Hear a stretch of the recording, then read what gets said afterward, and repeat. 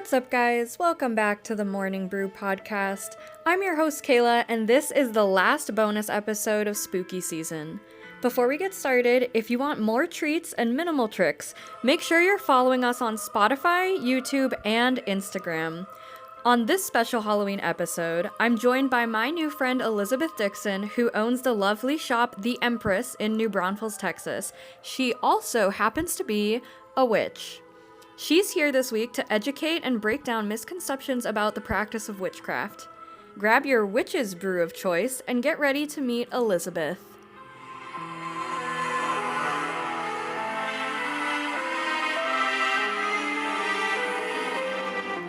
Thank you so much for joining me for the Halloween series of the podcast.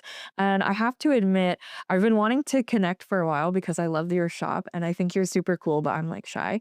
Um, anyways, I was hoping we could start with your name and where you're from. Oh, well, I'm so glad that you're here. My name is Elizabeth Dixon, and I am originally from Illinois, outside of Chicago. And then I spent many years in Seattle before I had a psychic reading that told me I would move to Central Texas and open an apothecary. And you've done it. I've done it somehow. And is it true that you are also a witch? It is true. And this is something that I really feel like I came into a knowing and that I felt my whole life, but didn't quite understand or couldn't put a finger on it.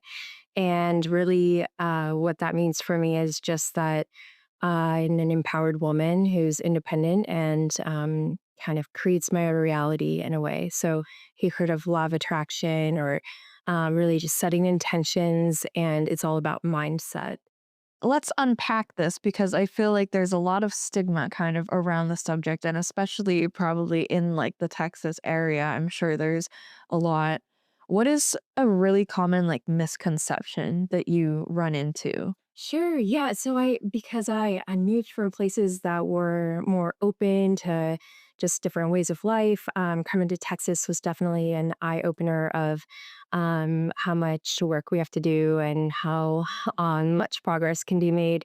And really, what the term witch means to me is just someone who uses their life experiences and turns them into gold, right? So we all go through different experiences in life and we choose what we do with them. And you can either learn from them and grow, or you can kind of stay stuck in that place. And that was a decision I made about 14 years ago to recreate myself and come into my power and take charge of my life and responsibility.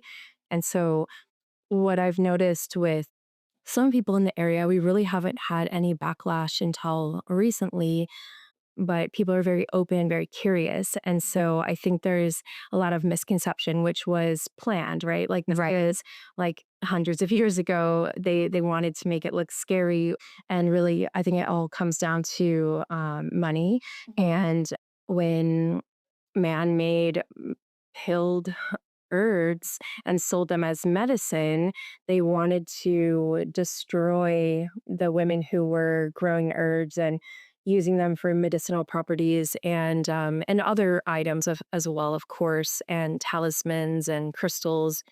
And I think that they built up this fear, and it was all to have financial gain, right? And they didn't like seeing women getting ahead in life and feeling confident and healing people, right? Without Western medicines. And so myself, I use both, right? Whatever the situation calls for. I'm very level-headed about my health and well-being, but there are a lot of things that we can do for mental health that years and years ago, like people weren't paying attention to at all. And then we, as a human race, realized that that's very important for our well being. So yeah, I think there's a lot of people that don't understand, and that's okay. That's where they're at on their journey, or this lifetime isn't meant for them. Or, but I do think there's room for all of us, and that if it makes you feel better, then it's working, and it's benefiting others. The more that we work on ourselves. Okay, I enjoy that. And there's the elephant in the room that I want to address because I'm sure people are wondering and I think it's a little bit silly. Do you cast spells on people? Uh, no, I don't cast spells on people, and I think that the universe takes care of everything, and I do on myself, and that could show up as affirmations or setting intentions or goals, or I want to meet this goal, and like looking at it, there's logic that comes into it as well, right? I have to put the footwork in, like what I'm manifesting, and I will say I don't sit around thinking about other people. I think that's a sure way to stay stuck and not to grow as a person. And I think that the reason that I'm even here doing this is because I went inward and looked at what can I deconstruct about myself that is keeping me from my goals and getting where I want to be in life. And the first part of that is self-love, right? So I think there's a lot of spell work that, if people are going to get, and I'm not saying these are bad things, but like Botox or get their nails done or whatever it will be for, let's say, glamour magic, sure, right? That can also be done with internal work. And sometimes that will manifest into the physical form, right? Like I like all the girly things too. Yeah. I'm a Libra. And so I think that my spells are more like realistic, like things that I'm doing for myself. Like I want to learn or grow in a certain way, I'll read a book about it or write something out. And I might burn it to give that more energy because the more energy we focus on something, the bigger it gets because what I believe is that the universe reflects the energy we're putting out. So if I'm feeling really good and positive and I have this goal, I'm more likely to attract it if I can stay in that frequency. I took my mom and I took a was it the spell candle workshop here Yeah. like a couple years ago, but that was like super cool and I have it and it's at my apartment and I use it for when I want to do my like self-love things and so I think it's more the spell work is more like for yourself than like voodoo and Yeah. the stuff that's in like Scooby-Doo. Right. And then there's a lot of things out there that try to tell you what it is. And that's again, I think to build up the fear around it. And any tool is just what you use it for, right? It's like Right. I sell items in the shop. I can't be responsible for what people are doing. Sure, so their deceptions. But but people are very powerful in their minds and I think it's important for us to realize that and not go into a victim mode of I can't get out of this or I can't do anything. And so we're here to support people, lift them up, make them feel confident in themselves so that they know that they do have some power and if they're in a certain circumstance that they don't like, that there's hope on the other side. You can always shift and change things. And that's really why I opened the shop, was to empower women to trust their intuition. I love that. Is that your favorite part about being a witch or teaching about it to other people? Yeah, I think so. That's always been my main focus, my mission statement, if you will, and it's transformed over the years. And I've transformed, so of course it will. And I think that we have to start somewhere, and that scale kind of grows and get just having a business is a spiritual journey in itself. You're having to work on yourself, love yourself in order to be able to show up every day and believe that you can do this. And I think that rubs off on my employees and then they have that buildup of that confidence and then they can like support our customer base. And I think that like there's so many facets, right? There's no like one book that's like, here's how you do everything. It's and a lot of my craft is just internal, right? It's just connection, it's meditation, reaching further, like having deeper thoughts, right? I think a lot of people are stunted in their thoughts of just like what's in front of them. And I try to look at the bigger scale of like, okay, this thing happened, but It's catapulting me to what I really want and what I asked for. And so these are some things that I have to go through in order to kind of earn that reward on the other side. I gotcha. And I'd love to promote your store and like talk about it a little bit more. So, how did this shop sort of come to be?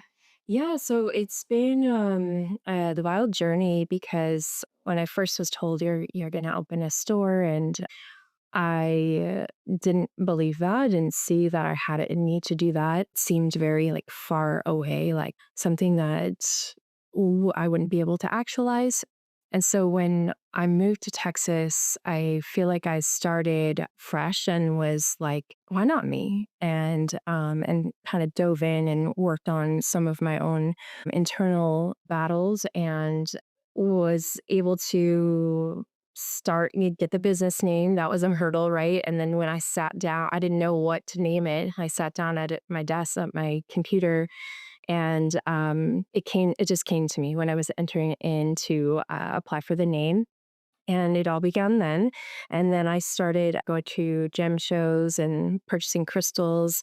And my very first pop up was in Lockhart, Texas. It was very small. I had a 4-foot table, no signage, just ratty secondhand tabletop and some crystals on it. And for me at that time, I felt like I did really well. And I was that enthusiasm and that excitement fueled me. And I continued to just grow and like piece by piece, like, well, now I can buy a bigger table and now I can buy a tent. And then I started doing pop up markets, mostly around Austin. And I would just haul all these heavy rocks and set it up and put a lot of time and thought into the curation of my display. And that was in itself like art for me.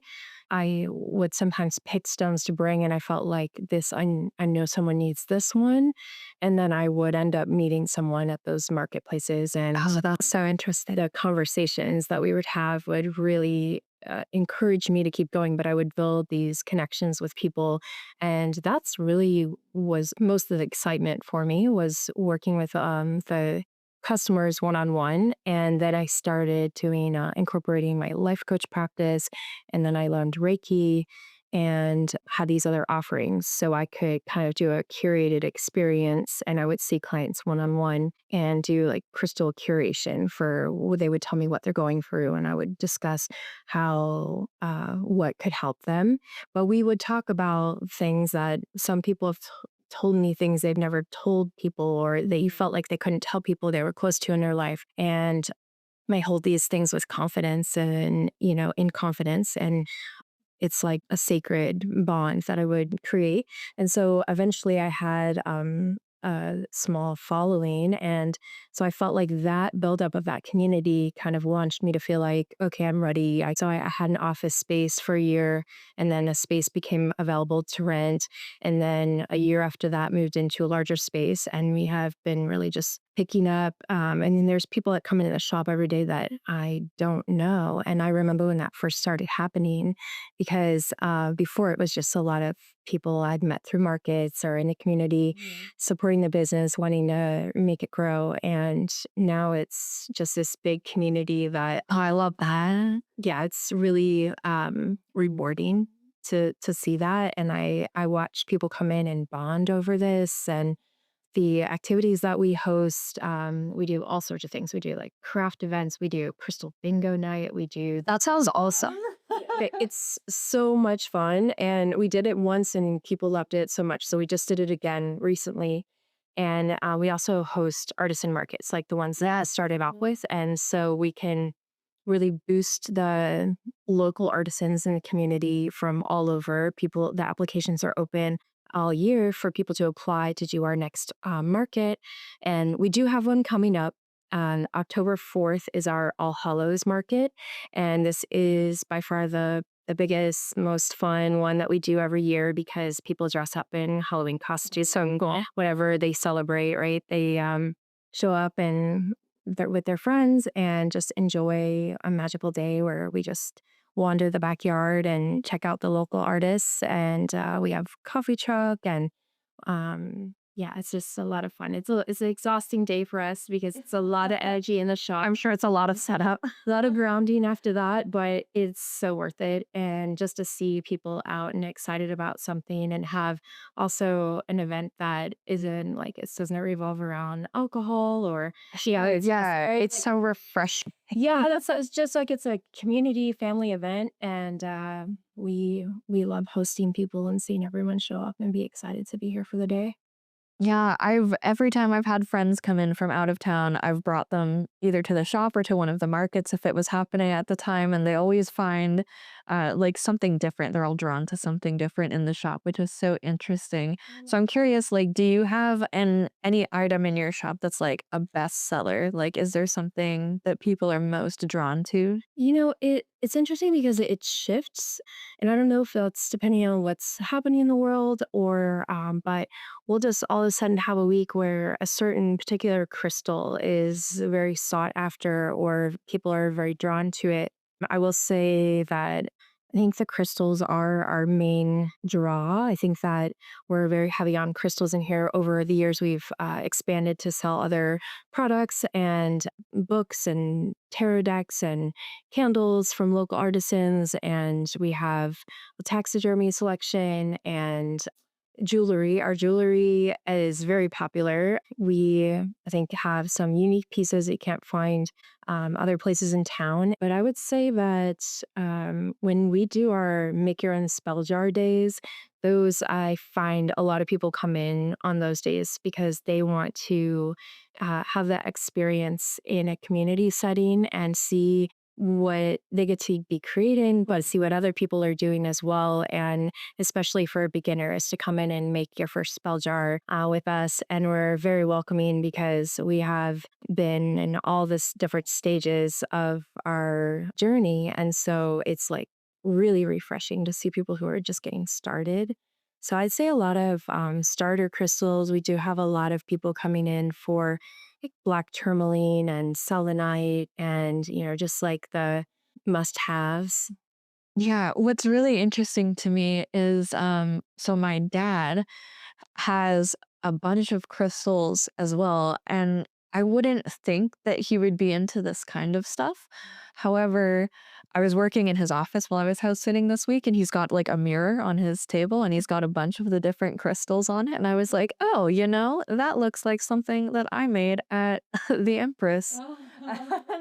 Dan's got a crystal dread. Yeah, he's got crystals and he gives different crystals for like my mom and for myself for based on what we need. And I'm like, oh my gosh, is my dad like kind of dabbling in this? Like, is this kind of awesome? Is this our thing now? Yeah, I love that. And that's what is so beautiful is I feel like people bond. Like when you meet another person who's into crystals, it's an instant connection because it goes beyond us, right?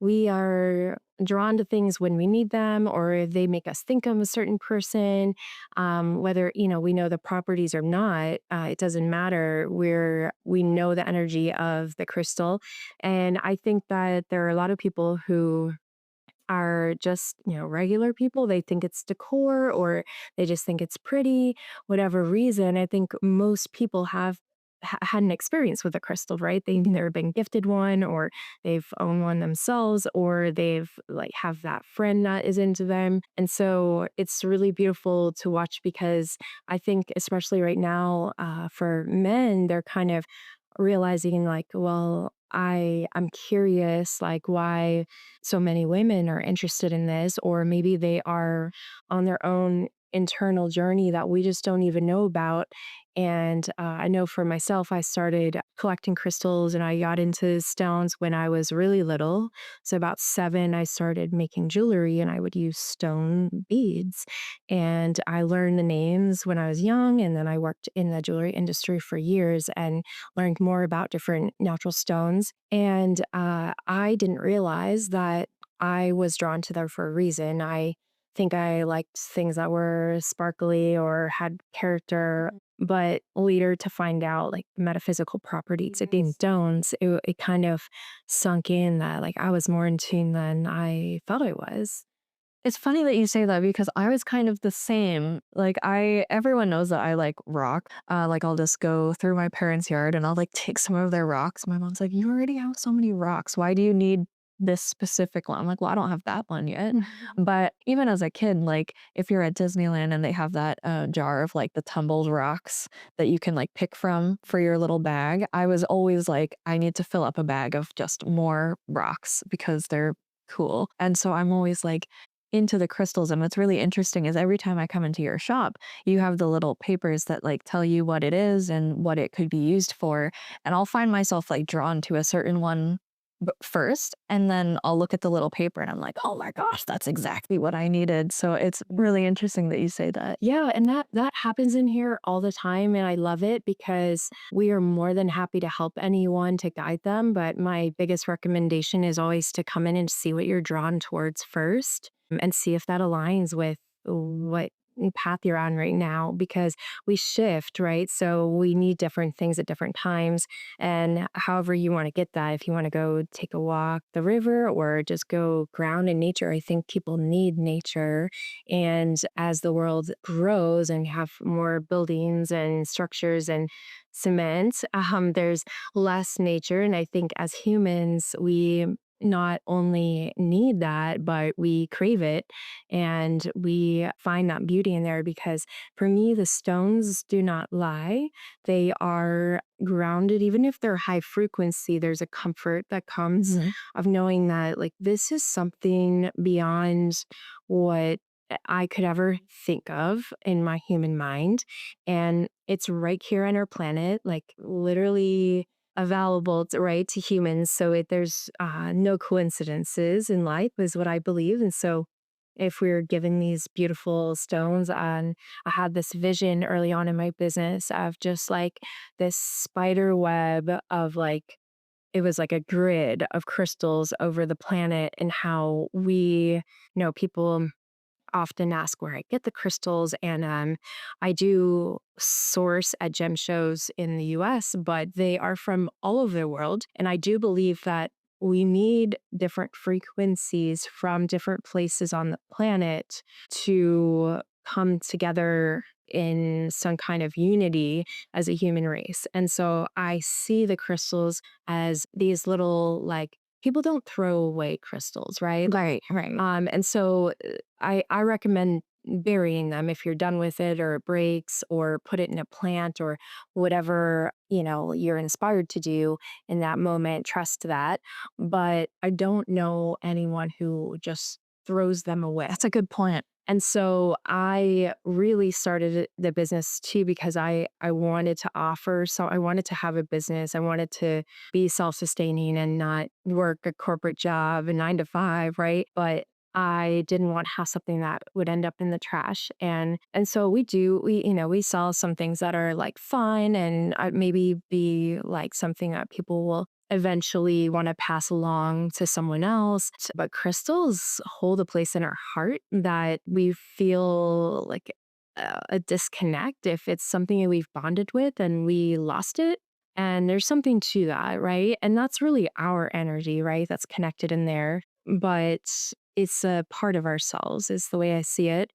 We do now have a community, like, give and take kind of, like, it's like, but people put all sorts of objects in there. So we have an abundance altar in the shop. Oh, and Nicole will put dollar bill or their change on there.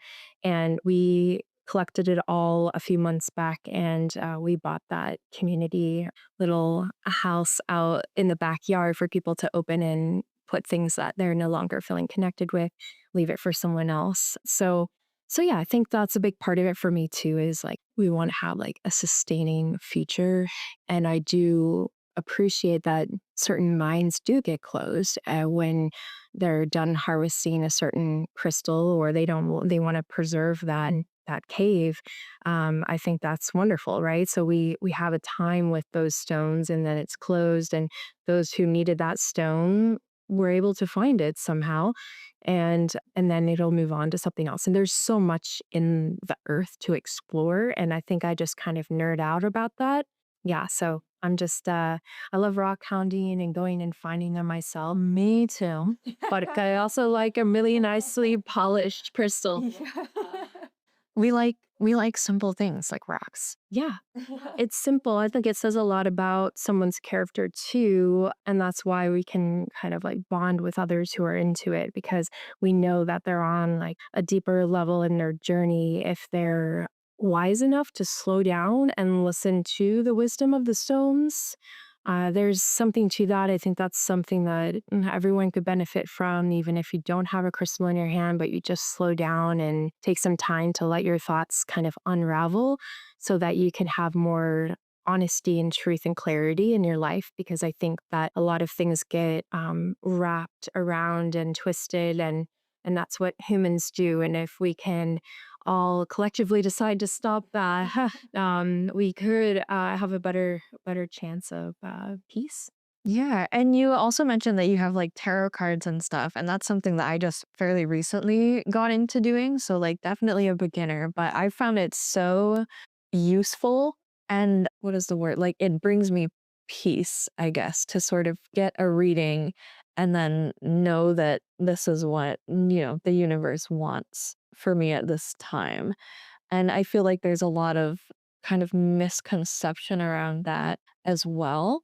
So, like, what would you say about tarot to people that maybe are unfamiliar or are scared for whatever reason? Yeah. So, with tarot in particular, I mean, it's been around for hundreds of years.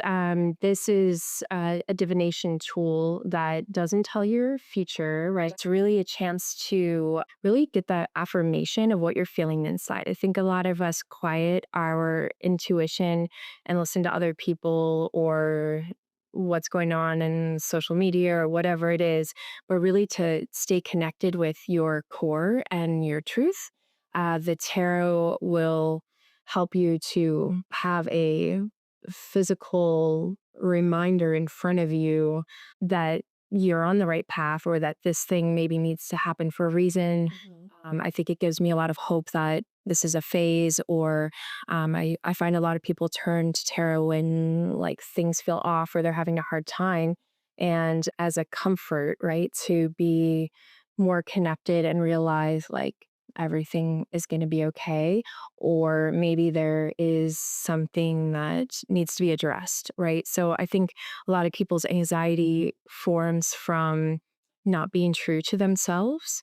And so if we can teach people, because these things are not taught in regular public schools, that if you can come back to yourself and reconnect and find your center and your point of gravity, if you will, and really get some clarity and even just the act of slowing down and taking that time to do that for yourself is an act of self care. I do recommend for beginners to learn about the cards.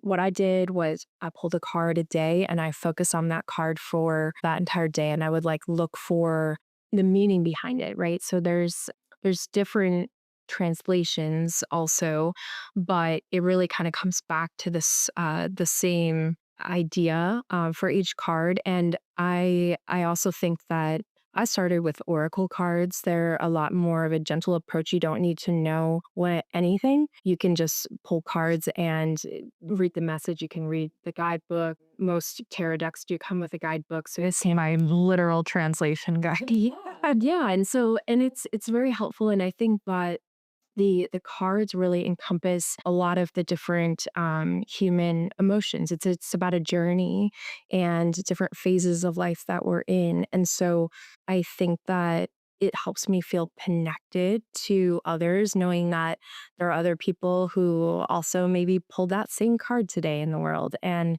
I'm not alone in this. And this is such a widespread thing. I think that it's another thing like the word witch, where there's a stigma around it. But I think that people look at trends and in all sorts of things, in finance, in fashion, or whatever. And it's like these are like different phases. And so, where am I going with this? It's like kind of showing me like part of my journey and that like things will always shift if I shift my energy. Yeah. And so if I do a reading and I see that it's something that seems like heavy or and I'm only going to feel that heaviness if I know that inside that, oh, right, yeah, it knows what I'm feeling. And so it's just kind of pulling out those things that maybe have been suppressed. So it's kind of an affirmation of like, okay, well, let me pull another card and see what's on the other side of this. And then my mind will naturally start thinking of my path next. Like, how can I shift this? How can I get to like the sun card or the wheel of fortune or whatever that goal is that I have. And it changes, right, every day, just how people do, right? We keep your eyes are growing, having different experiences, and we can change at any time and shift our mindset and really like create a path that is fulfilling. And with the oracle cards, it's just a lot of times I find they're more like an affirmation or a time to of reflection, something to like go a little deeper into. And sometimes I'll just like write, like free write, just like a page afterwards of like what that meant to me. And it just feels kind of like a warm hug to me of like to myself. Like here, I'm taking this time to like look at what's going on inside because if we don't do that, things pile up and then we are faced with harder times or maybe where miscommunications happen and we can't see with clarity as well. Clarity is a really good word. I think that's what I was looking for because if I'm ever feeling unsure of how I actually feel, is when I kind of turn to my cards, and it'll always kind of hold up a mirror and make me address the thing that I was feeling, but like maybe didn't want to say out loud. Yeah. And then it's like the cards never lie to me. So I always feel very reassured. Yeah. I feel. Yeah, and, you mentioned you also hold these, like, amazing, like, solstice markets and classes and workshops. Tell me more about that, like, how often abouts do you do these, and where can people find out more about that? Yeah, absolutely. So we have many events every month, and they vary. Sometimes it is that we have a tarot reader in, or some other kind of divination reader, or photos. So those are all listed. We do have everything on our Instagram, our Facebook, our website. Our website is theempresstexas.com. Texas is spelled out. And then the Instagram is just the Empress NBTX because we are located here in New Braunfels. And we do our artisan markets right now 2 to 3 times a year. It kind of depends because we are battling a heat wave every summer. Yep. So we really haven't been doing our summer solstice market the last couple of years, but we always do Astera. So we'll do a spring equinox market, and then in the spring, and then we have our fall market, which is our All Hallows, and that's really to honor Samhain. And we do it early in the month so that people can enjoy whatever their finds are for the entire month. And really just get into that spirit of the season shifting. And then we do have workshop, usually I would say 2 to 3 a month. We have met so many amazing people who want to teach in the classes and in our shop. And so people can apply to be a teacher or a vendor at our markets through our website. We always have a form up. So you can do that anytime. And then we reach out if it's a good fit and if it's something that we're looking for. And then we just set up dates. Right now, we are pretty scheduled out through the year with events, but sometimes we add things in and we're just constantly like preparing for things. And we like to do something crafty in the shop at least once a month, just so that people can like, use their creativity, have an excuse to set aside some time for themselves. I do notice that people bring their children to these events and they can really bond over making something together. But we do have a broom workshop coming up next month that hasn't been announced yet. But we do this every year with Sister Wolf, and she's just right in San Antonio. And that's how I learned how to make brooms. And I started making brooms after the first class I took with her. And that is the most meditative craft that I found because you cannot let go or apart is on the end. And so you have to learn it and manipulate the, natural fibers and kind of like you're so hands-on and feet on. You use your feet in this craft as well. So it's just it's a very grounding experience. It's encouraging, I think, for people to connect with their own tools that they're using in their homes. And so we like to just give the opportunity to like bring a community together too. I've noticed a lot of friendships have formed in the shop, and that is exactly what my intention is just to bring people together and have them to feel like they're not alone. I love that. And Elizabeth, this has been so informational and so amazing. Is there anything that you want to promote before we wrap up? Well, I guess I would just like to mention again about our All Hallows Market because that is our biggest event of the year. It's October 4th, 11 to 5. And we are going to have a fire performer with raffles, and we do giveaways for the first 100 guests. And we'll have over 30 artisans set up in our yard around our property. And you can dress up, you can bring friends, and just come and enjoy the space and check out what the Empress has to offer. But that's just like a really fun day to get everybody together. And so, but yeah, I just encourage anyone to come if you're curious and see what we have going on here. And let us know if it's your first time in because we want to take extra special care of you. And we do give a little gift away if you come in on your birthday.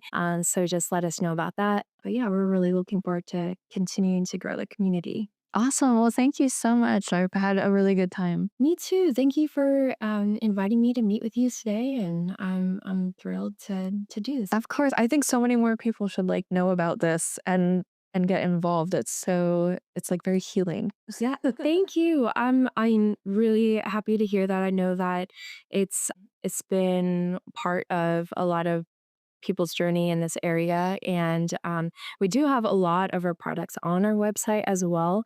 We're really like working on ramping up our website and getting things out to, other community members that are near and far and make great gifts as well. We sell a lot of our gemstone bracelets. People love to gift those and to stack them up and wear them and just have that grounding connection on you all day. But yeah, I'm really happy that we got a chance to chat more. Amy, to talk about what we have going on at the shop right now.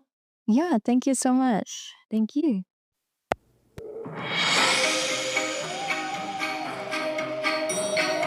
That's all for today's episode, guys. Thank you so much for listening. The link to the Empress's website and Elizabeth's socials are in the description below. Swing by the shop next time you pass through New Braunfels.